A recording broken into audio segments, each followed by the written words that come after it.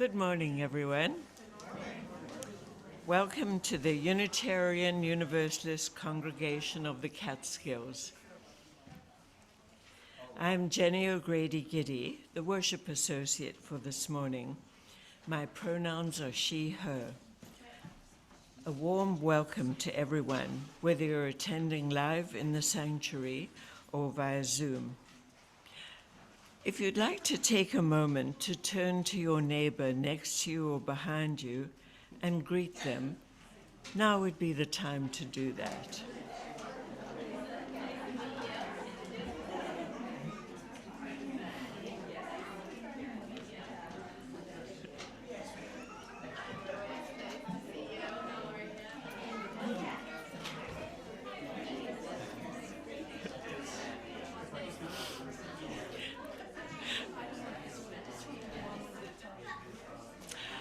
All right.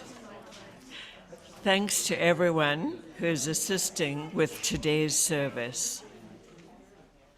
Our hybrid services are made possible by our technical team. Kathy Atwell is our Zoom host, and Bruce Wilde is our Sanctuary Tech Manager. Today, we're delighted to welcome our guest speaker, Dr. Rick Jarrow. Our pulpit guest is an associate professor of religious studies at Vassar College and the author of The Alchemy of Abundance and Creating the Work You Love. After the service, for those attending via Zoom, please stay for our breakout rooms for a virtual coffee break, and for those of you staying for our social hour, thank you, Karen. In the sanctuary, we encourage you to contribute $1 or $2 to offset the cost of coffee, tea, and goodies. Unitarian Universalism is a liberal religious faith that carries no creed and welcomes all seekers. Whoever you are, whomever you love, wherever you are on life's journey, you are welcome here. We are guided by a set of principles and written sources that encompass the many ways we come to know and understand the world, the universe, and the divine. Our principles are important to us at UU Catskills, and we strive to live our values on a daily basis. We acknowledge that our sanctuary is built on Lenape land. We affirm that Black Lives Matter. We are a welcoming congregation for the LGBTQ+ community. We are a congregational affiliate of the Ulster Immigrant Defense Network, and we're an active voice in the effort to address climate change. A special welcome to all of our visitors today. If you're in person in the sanctuary and would like to introduce yourself, please raise your hand, as we would love to say hello and welcome you personally. If you're a visitor on Zoom, please type your name and email in the chat so that our welcome team member can contact you.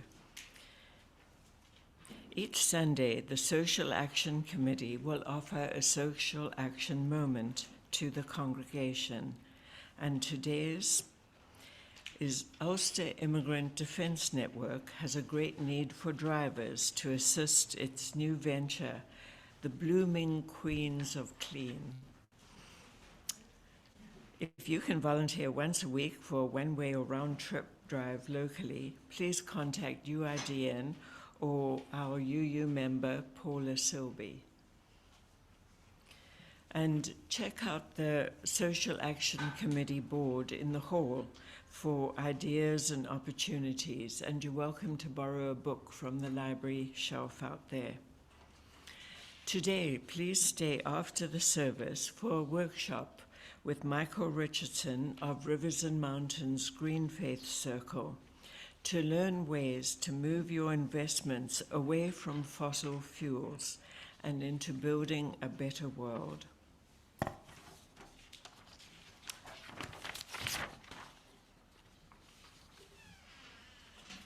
As you saw on the announcements that I was showing earlier, Thanksgiving is this Thursday, and we have some members who are unable to gather with family. If you have an extra seat or two, you could offer to host somebody, and Joanne Steele has offered to coordinate. I don't think Joanne is here yet, so maybe you could talk to Joyce.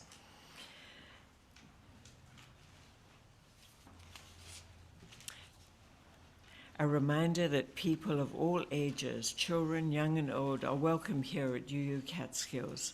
There's space across the hallway for anyone who would like to hear the service while being able to freely move about. Oh, one more thing. I know the script here seems to get longer every week, but the worship committee would like to suggest that though we're very appreciative of speakers, musicians, that we show our appreciation with silent applause. And I know some congregations do this, others, as Donna is suggesting, wave their hands. So you can see for events, if you missed the announcements, have a look at our website, uucatskills.org, and there's a list of events there. And now it's time for our prelude. It's Reverie by Claude Debussy, played by Catherine Catabiani.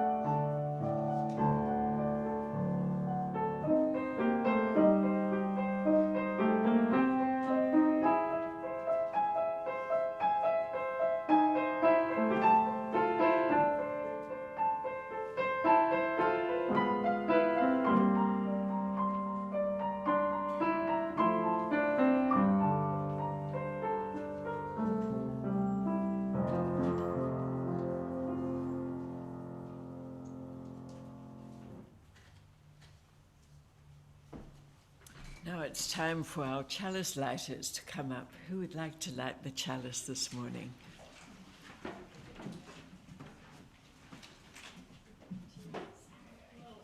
All right. Shall we take turns? I'll just blow it out. Okay. There you are, Hazel. Do you want to pass it on? Okay.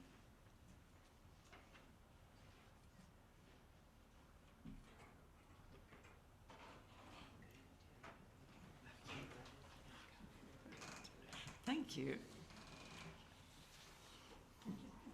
We light this chalice in grateful, loving community. Even in the darkest of times, may its flame light paths to courage, justice, and hope. And the unison affirmation, may we be reminded here of our highest aspirations and inspired to bring our gifts of love to all living beings. May we know once again that we are not isolated, but connected in wonder and joy to mystery and miracle in the universe, in this community, and in each other. The opening words by Reverend Kathleen McTeague will be read by Lois.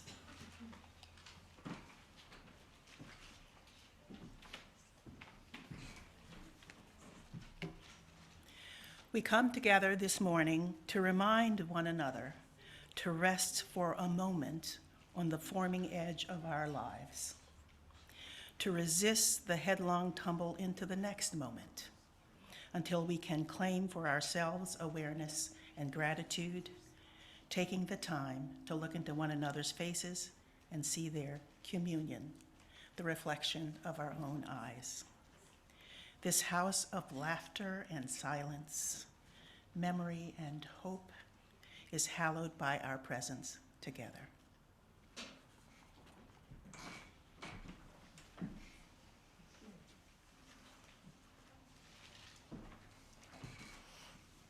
Our opening hymn is number 389, Gathered Here. I'll play it once through.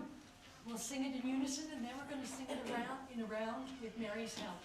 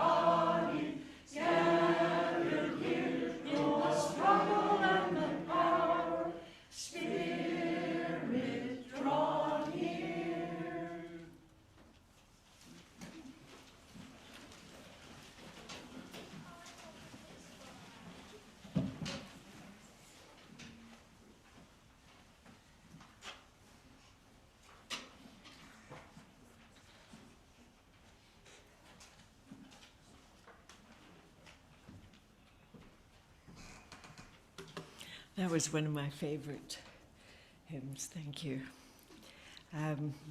So the story we have this morning is about kindness. So I just have to tee it up.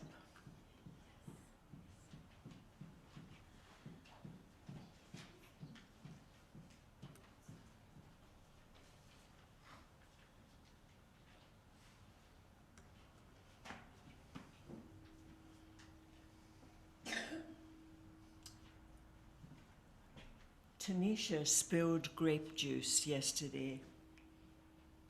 Actually, should I use this one? You could. Okay. All over her new dress. Everyone laughed. I almost did too, but Mommy always tells me to be kind. I don't think it worked. I said, "Purple is my favorite color." I thought Tanisha would smile, but she ran into the hall instead. When she came back, snack time was over. She put on her art smock and didn't look at anyone.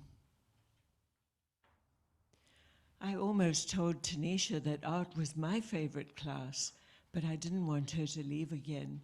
So I painted purple splotches and added some green until I had a bunch of beautiful violets. While I painted, I thought about Tanisha.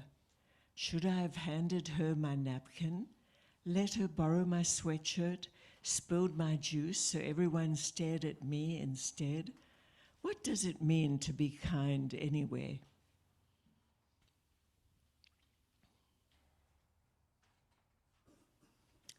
So we have to wait to turn the page. It's just... Maybe it's giving, making cookies for Mr. Rinaldi, who lives alone. Letting someone with smaller feet have my too tight shoes. He might win races in them too. Maybe it's helping, putting dirty dishes in the sink, cleaning up after Otis, our class guinea pig. He's a messy eater.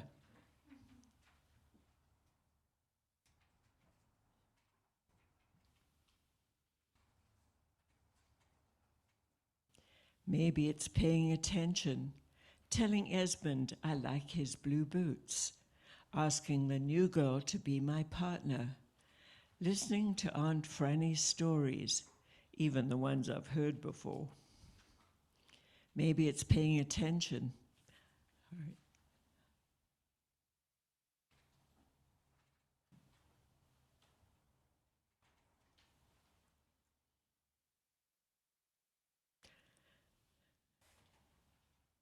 Being kind should be easy, like throwing away a wrapper or recycling a bottle or saying, thank you, bless you.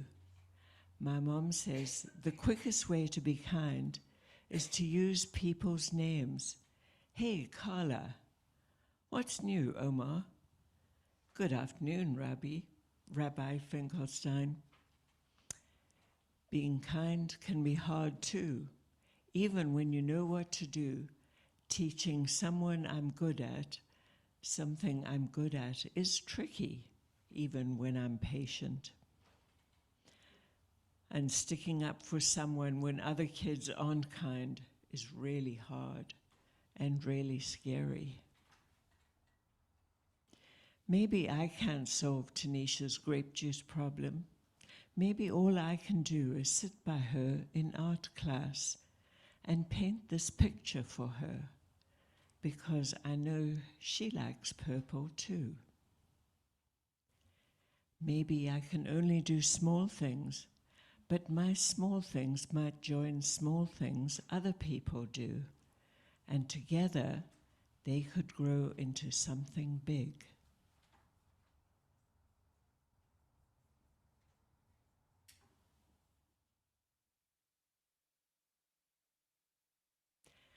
Something really big, so big that all our kindnesses spill out of our school, spread throughout town, travel across the country, and go all the way around the world.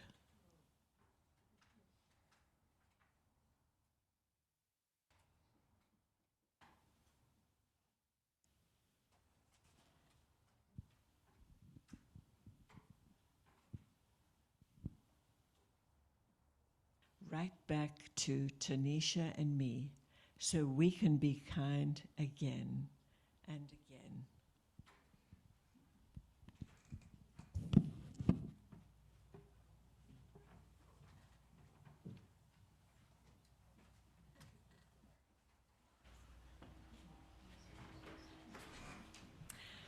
It's time to sing the children out.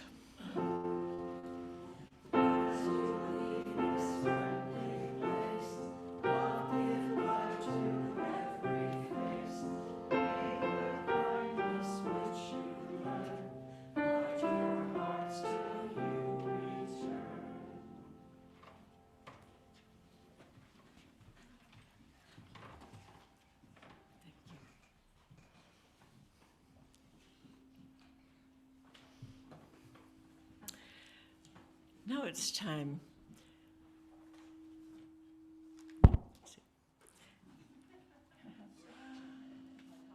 Yes.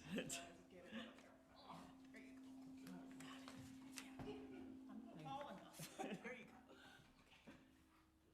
Thank you, Lois. Let's see, sorry. I think, there we are. That should work. Time for prayer and silent meditation. Words by Frederick Gillis.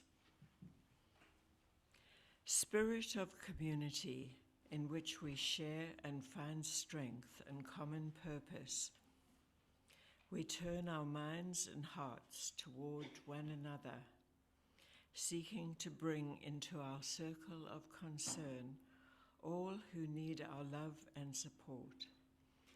Those who are ill, those who are in pain, either in body or in spirit, those who are lonely, those who have been wronged.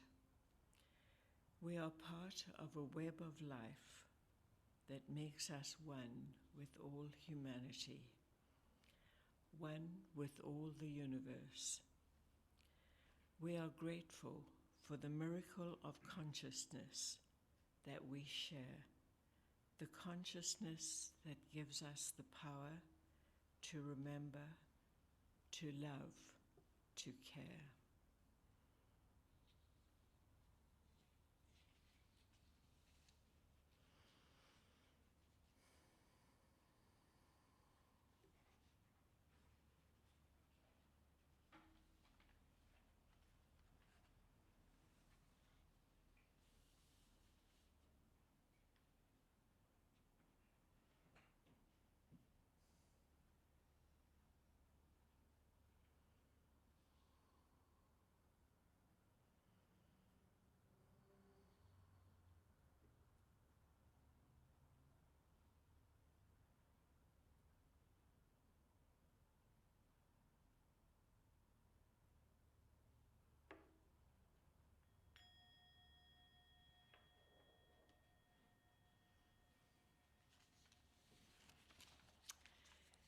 It's time for the offering, and through our half-plate donations, we contribute to local organizations who are living our values in the work they do. This year, there's not a specific charity each month. Instead, the Social Action Team has selected 7 local charities for the year. I show their names on the announcement slides. We will collect half-plate donations each Sunday for the entire year and then divide the donations equally between all the groups at the end of the fiscal year. And Catherine will play our offertory, Passe-Pied, by Claude Debussy.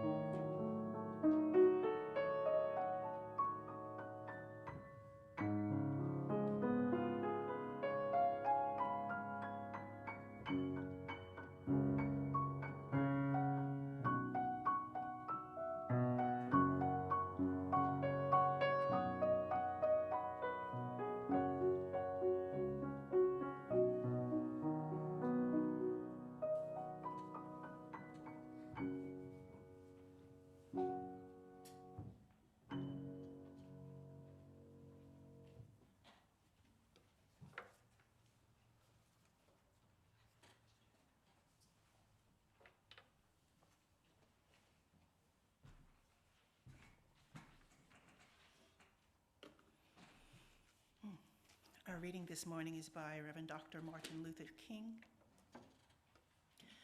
Violence as a way of achieving racial justice is both impractical and immoral. I am not unmindful of the fact that violence often brings about momentary results. Nations have frequently won their independence in battle, but in spite of temporary victories, violence never brings permanent peace. It solves no social problem. It merely creates new and more complicated ones. Violence is impractical because it is a descending spiral ending in destruction for all. It is immoral because it seeks to humiliate the opponent rather than win his understanding. It seeks to annihilate rather than convert. Violence is immoral because it thrives on hatred rather than love. It destroys community and makes brotherhood impossible. It leaves society in monologue rather than dialogue. Violence ends up defeating itself. And now I invite our speaker and my long-term friend, Rick Jarrow, to come speak to us.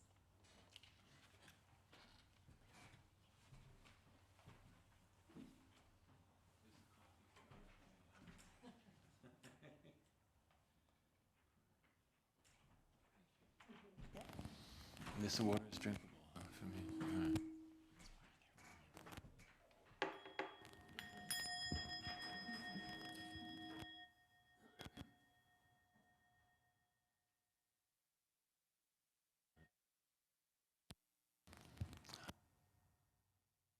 It's the one on your chest. Oh, I got it. Okay. I can't come to you as a professor because I retired.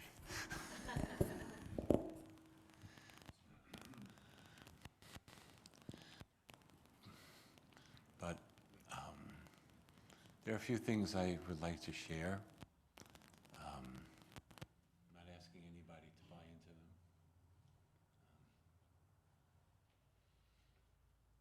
Start with violence. Two things I want to really work with today. One is violence, and the other is community.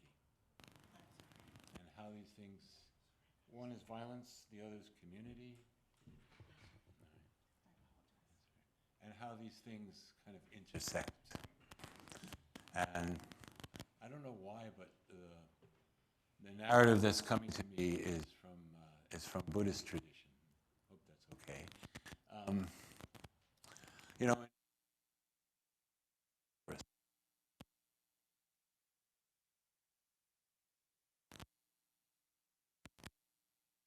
that becomes, if you will, the proof of divinity.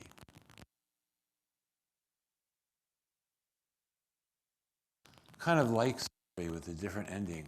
It's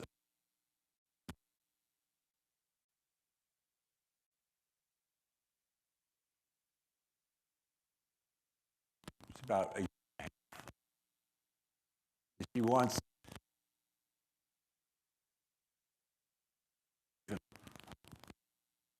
and the historical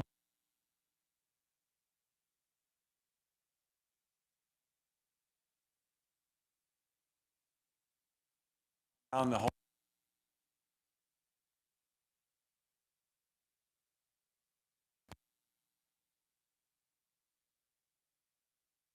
body's died.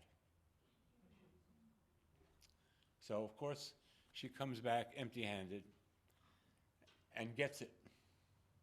And gets it.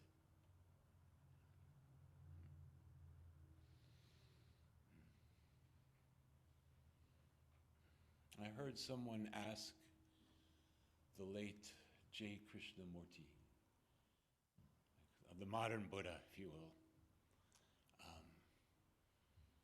why the mind is so pernicious. It just keeps going around, around, around, day, night, in between, it never stops. And in the yoga traditions, this is understood to be the problem. Okay? The problem being things like violence, unkindness, economic oppression, social injustice, the whole gamut are all said to be coming from mind. Mind says, I am this body. Mind says, I am this gender. Mind says, I am this nationality. There was another person who came to the Buddha. In the story, in the Buddha story, he had a cousin named Devadatta, who was always very envious of the Buddha. And he was always trying to kill him. He tried to kill him a number of times. And it never quite worked out. But once he said, okay, I'm not going to kill him. I'm going to, even worse. So there's a line, the Buddha's receiving people, and he's on the line, and he gets up next to the Buddha and looks at him and spits in his face. And all the disciples, and they throw him out, and how could you do such a thing? That night, Devadatta, who spit in the face of Siddhartha Gautama, historical Buddha, was feeling very guilty about the whole thing. Why did I do such a stupid thing? Who do I think I am? Totally beating himself up, How could I? He's my cousin. And in Indian culture, bodily fluids are considered impure. So if spit or blood, this is big stuff, So he goes back the next day. But the disciples say, what are you doing here? Throw him out. But the Buddha sees him and says, no, what's the problem? And he said, he spit on you yesterday. And the Buddha says, oh, really? He said, that was yesterday. I don't even remember yesterday. Think about this. The mind is keeping score. When children are born right now, in Kosovo, the first thing they often hear on coming into this world is, welcome to the world, O avenger of Kosovo. That battle was in 1489. It's still happening because we don't let go. Krishnamurti asked something very interesting about this mind because, the definition of yoga, there are about 35 of them, but the first definition given in the Yoga Sutras, the text of yogas, is yoga chitta vritti nirodha. Yoga is the ending of the whirlpools of thought, all these unconscious, and when one sees through that, then one stands clearly in one's true nature. Okay. So this gentleman who spit on the Buddha thought that he was doing something.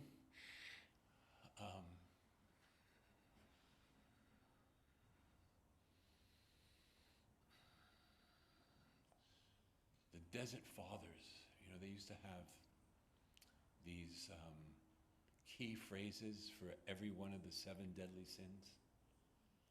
And the one I remember, but it's appropriate to this, the one for anger is, quote, I am right.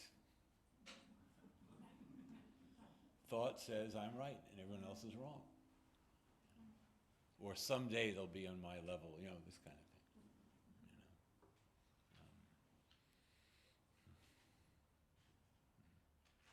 What do you do with this? my understanding is that the work of consciousness, that would be a kind of pretty good contemporary definition for yoga. It's not limited to, just in case anyone's academically interested, the Yoga Sutra is the only Sanskrit Indian text that is not considered part of a particular caste or a particular community. It's the one text that is claimed to be universal. Interesting.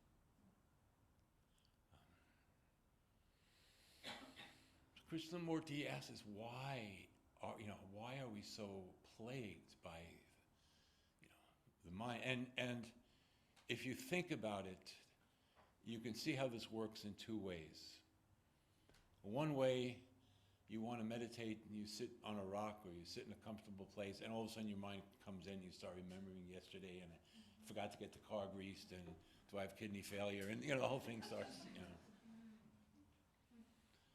But have you thought about the fact that whether you sit on a cushion and turn on your mind like that, or sit on the couch and turn on the television, or on the computer, it's the exact same thing. It's whirlpools of thought that don't stop. And what makes it even more pernicious, and here's the violence part, and this is what I wanted to get at. There's a lot of discussion about the tragedy, destructiveness of violence. But we tend to leave it externalized. We don't take it to its full degree. I had a friend who once went to see a famous great psychic healer, in Cyprus. And this healer, in his worldview, you have many lifetimes. And he looks at my friend and he said, he said, in your past lives, you used to kill people with swords. Because now you're doing it with words. Have you thought about the fact that whenever you call somebody, call them a liberal, call them a MAGA, call them whatever, young, old, male, whenever you do that, it is a form, as subtle as it may be, it is a form of violence. Because it is not recognizing or acknowledging your whole being.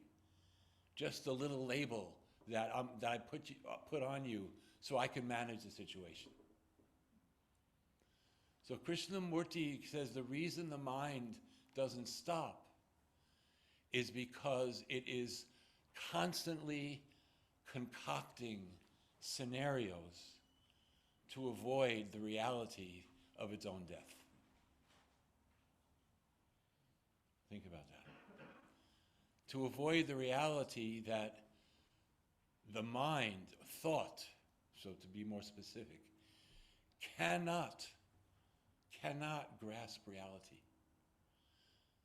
And as a culture, we have followed Descartes down this merry road of I think, therefore I am, completely losing cognizance of soul, of self, and misidentifying ourselves with states of mind, with the body, which are not, it's not that they're false, but they're like the weather. They're constantly changing. Even in this life. You don't have to wait for another one.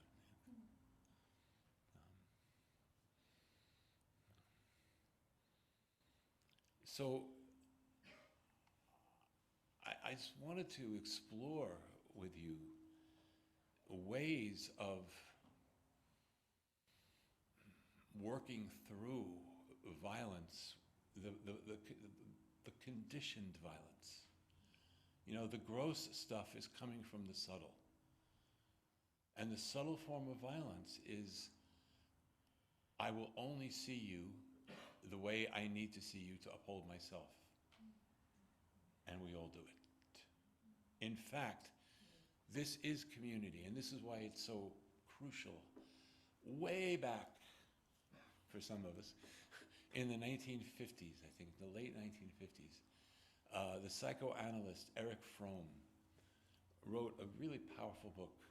He was trying to come to terms with fascism in the aftermath of fascism. And he wrote a book called, I believe it was called Escape from Freedom. And he points out, he said the fascist communities were so popular and successful because they offered you the one thing you want and need, which is belonging. We have a sense of community, we all belong. But in order to belong to this community, you have to amputate a good deal of your humanity. That becomes the problem. Many winters ago, I was a guest in Warsaw, Poland, and it was right after the ending of the hegemony of the Soviet, what should we call it, era of domination, whatever. And I was, people were taking me around the streets, and I couldn't help notice the drabness of the buildings. No color, no design. And I asked my friend, I said, how come? Any particular reason? And she said, yes, because people were afraid that if their dwelling, if it stood out, police would be knocking on your door tomorrow. What's going on?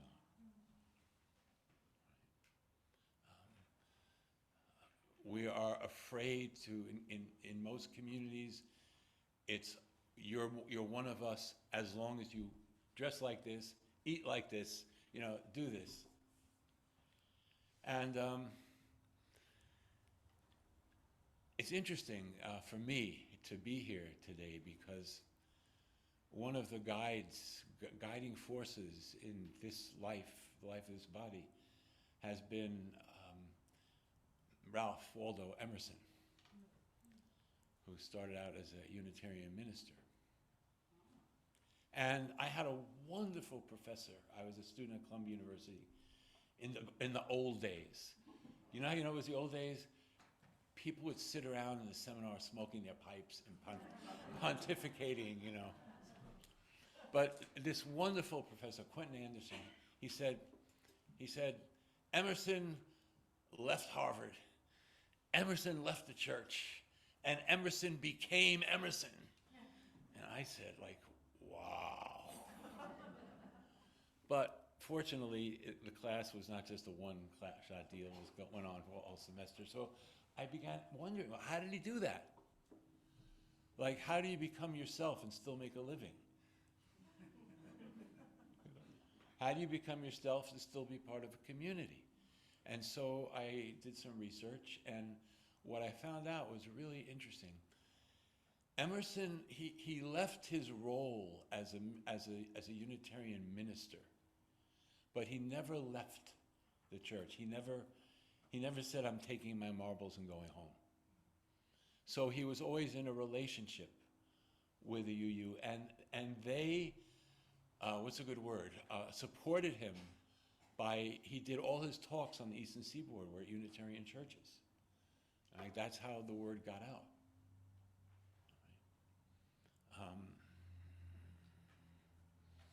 And they don't call people like Emerson and Thoreau and Whitman New England transcendentalists for nothing.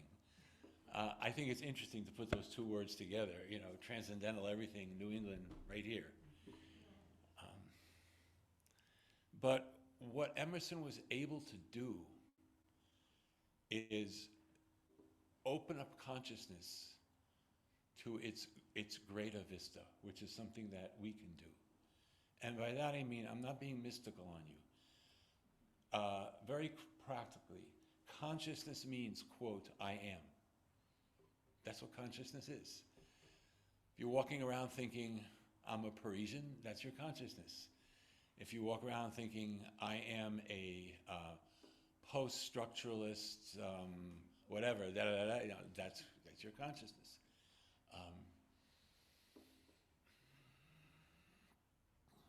When Bodhidharma, one of the early transmitters of Zen Buddhism, came to China on this great mission, he was met by the emperor of China.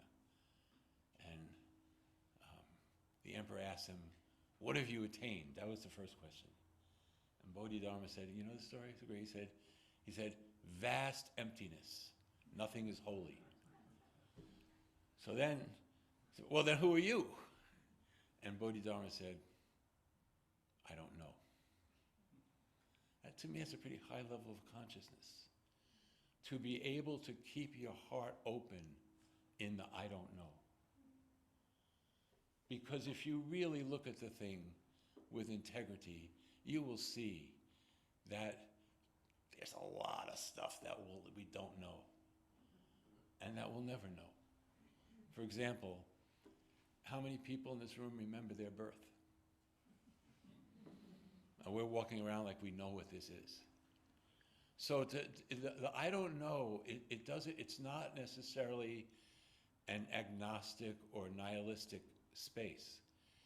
It's the admission and the awareness that my physical and mental resources are limited. And is there another way of knowing? Is there another way of knowing? Is knowing through the heart just romantic, sentimental? Or is there another way of knowing? I would like to ask you, can you remember, was there ever a time in your life when you just knew in your heart that someone was X, Y, Z? You just knew it. Yes? Yeah. You know, no one had to argue, no one had to tell you.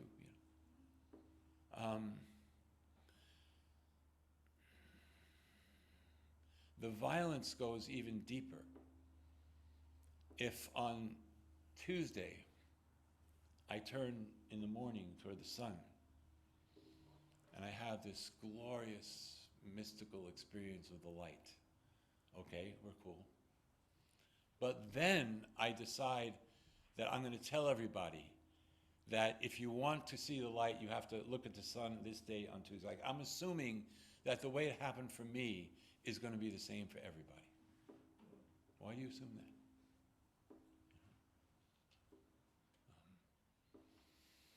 In the Bhakti tradition of India, they worship Rama and Krishna. They have the same story where the Krishna and his brother, they come into this arena. It's a long story, but I'm just giving you the detail. Everybody in the arena sees them differently. Some people see him as death personified. Some people see him as the most sweet beloved. But everybody sees in their own way. And this is a huge place to be. That I wonder about this. I walk around wondering more and more, what is it in us that needs to tell other people what to do? You know, what is it in us that assumes I assume I know what's better for you? You know, I got set straight really early on. I'm lucky. When my son was 3 years old, I thought I would, I don't know, elevate his mind. I don't know what I was thinking. But I asked him, I said, "What's your dharma?" Yeah, 3. And he looked at me, he said, "My dharma is to play."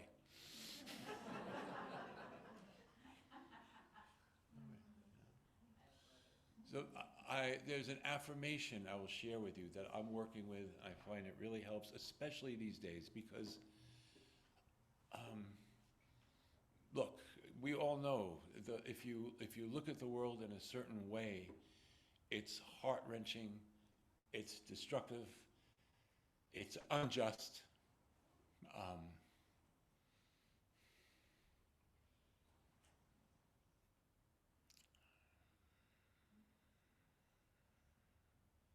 But here's the thing, and it's hard, it's so hard. Jesus puts it very well in the Bible. He said, before you take the speck out of your brother's eye, take the one out of your own. We don't know what this is. We don't know. And if spirituality becomes a kind of pacifier, oh, now I know, you just put up one dogma for another. I believed in the state, now I believe in the religion. But what about working to release my own violence? And here's how I work with it. I'm sharing it with you. It's a little affirmation. And it goes like this. It says, I accept myself completely as I am. And therefore, I can allow everyone else to have their own journey. Think about that. Imagine if you really had this heart space where you not only allowed everyone to have their own journey, but you appreciated it. You know, Georges Braque and Pablo Picasso used to visit each other's studios in Paris. And they'd see what each painter was doing. And it wasn't envy, like, oh, you're doing that. They were inspired by each other. They'd take the other person's art and they'd incorporate it into their own. It wasn't competition, it was synergy.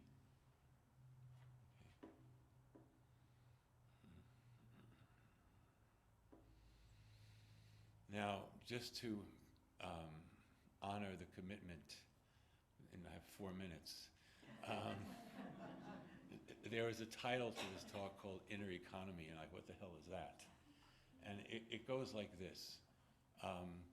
If the economy, which means our entire social giving and receiving, if it's simply based on supply and demand and human desire, we get what we have. But Emerson said something amazing to me on the death of his 6-year-old son. And when his 6-year-old son died, he wrote his journal. He said, I am defeated every day, but to victory I am born. It's the conviction that we're not born simply to, I don't know, buy some stocks and die. You know? that we have higher angels, and it's not about being a good person. It's not even about being kind in the end. There's a beautiful line that you can maybe guess. I study Sanskrit scriptures, but there's a scripture called the Bhagavata Purana where the teacher says, they ask him, what's the highest dharma of humanity? Dharma being whatever you do. What's the highest duty of humanity? Savai pumsam paro dharmo yato bhaktir hoksuje. Ahaituki pratiyata iyayat ma suprasidati. That's it. It says the supreme dharma of mankind is loving the divine. The word they use is arhoksuje. It's a strange word, but it's the loving the divine. And here's the thing. In order for the Atma, for the self, to be pleased, that expression has to be unmotivated and uninterrupted. Those are the keys. Causeless and no beginning or end. How do you do that? That's the wrong question. We are conditioned to how. Give me 10 steps. The 3 steps to a better bank account, whatever. But I would argue the opposite. When you finally hit the wall and you fundamentally realize that anything you can do is not going to work. Anything. You can take 1,000 protein pills, you can do electronic zap in your brain, whatever you want to do, it's not going to work. Because it's not love.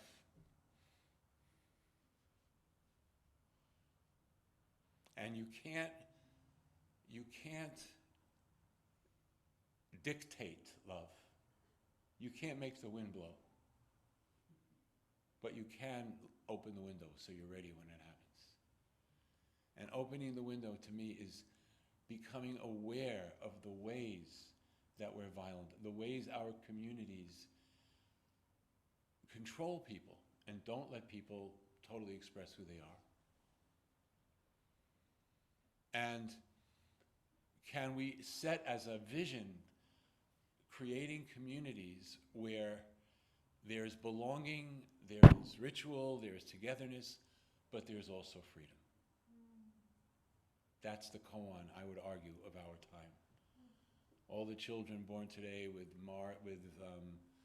Neptune-Uranus conjunction, it's all about how to integrate the individual and the group.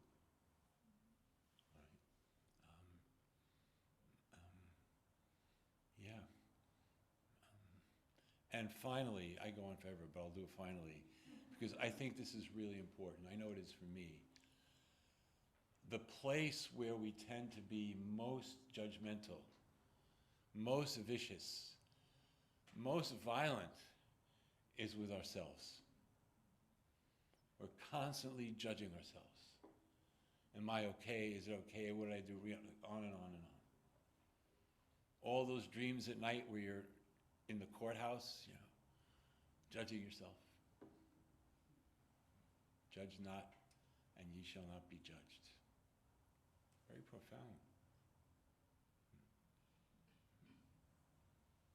Well, if I don't judge, I'm not going to know what's right. I'm not going to know what's wrong. And that throws you into the realm of trust. I don't know, but I trust. And I would argue that when you make the commitment to spirit and even go through the unknown, because each of us has, Sir Gawain in the Green Knight is the Western way. Joseph Campbell used to always talk about it, how the knights were looking for the Grail. They all had to enter the woods in the place that they didn't know. That's your initiation. And unfortunately, well, I don't know if it's fortunate or not, in our culture, a lot of that initiation is taking place through disease. Because when you get sick, you're not in control anymore. You don't know. Jung said it. He said, our gods have become diseases. And finally, therefore, I would say, if we look at the disease of worldwide air, water, and soil pollution, if we look at the diseases of what's a good word? I don't know, economic cruelty, the whole, if we look at that whole story, the fact that we can see them as misalignments means that they're grist for the mill. They're places where we can work. Places where we can work. So, for the third time, this is the last thing I'm going to say. But I'm going to offer you another technique. You probably all remember there's a cute little, not cute, but strong scene for me anyway, in the film Forrest Gump, where there's a demonstration against the war in Vietnam, and this guy who's running it, he slaps the girl. He says something he doesn't like, he slaps her. And she's like shocked, and he immediately recovers himself and blames it on the President of the United States. So, it's Lyndon Johnson made me do that. It's not the devil anymore, it's Trump or whoever you're blaming.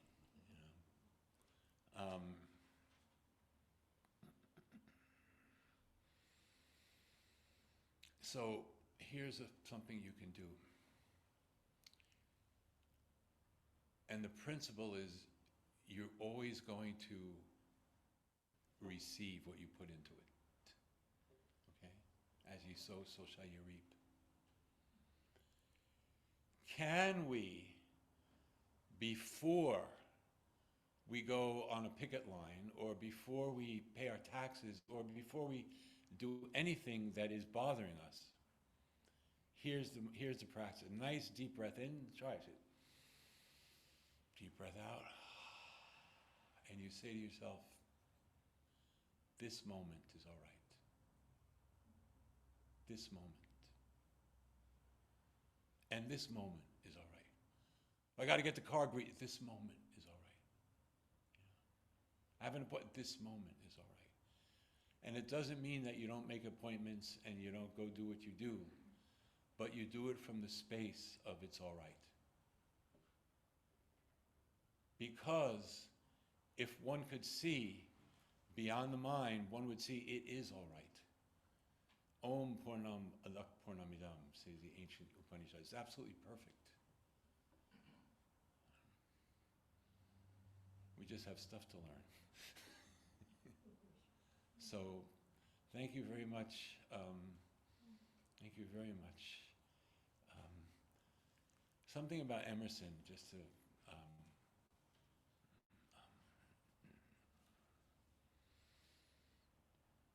the reason I brought him in, aside from he's an ancestor here,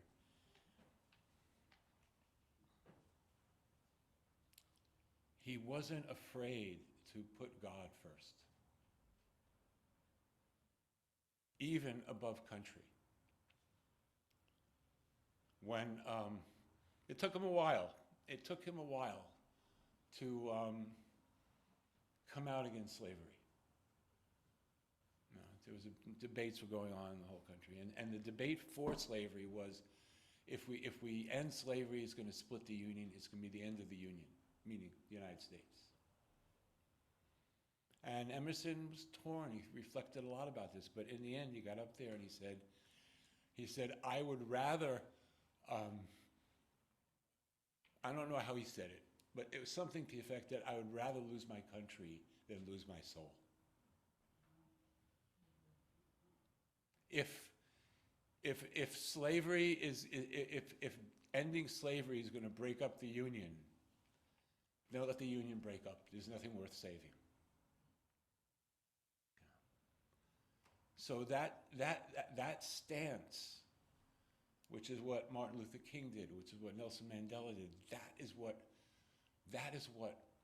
touches the heart. No argument's going to do it. I had a workshop participant who went to South Africa and took a tour of Nelson Mandela's jail cell. And the person giving the tour seemed to know so much about it. Yeah, he slept there, he did this, he did that.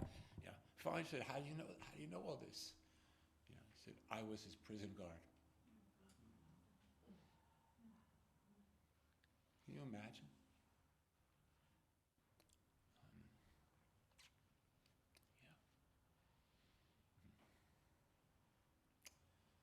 Well, it's a beautiful day, beautiful Sunday, beautiful sun. May we all be blessed. Thank you very much.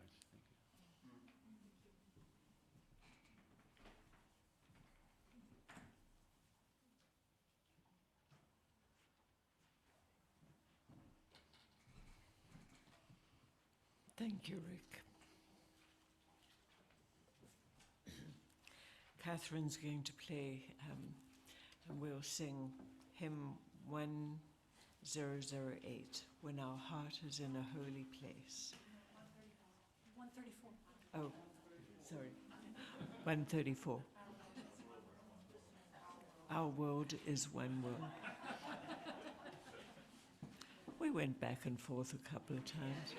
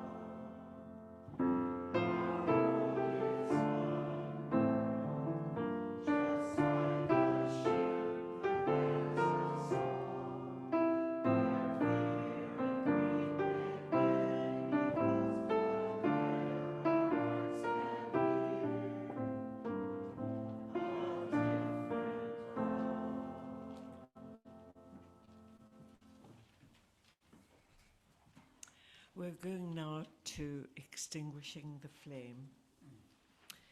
We extinguish this flame, but not the light of truth, the warmth of community, or the fire of commitment.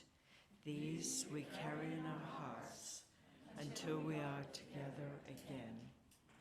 From you I receive, to you I give, together we share, and from this we live. From you I receive, to you I give, together we share, and from this we live. Please join us for coffee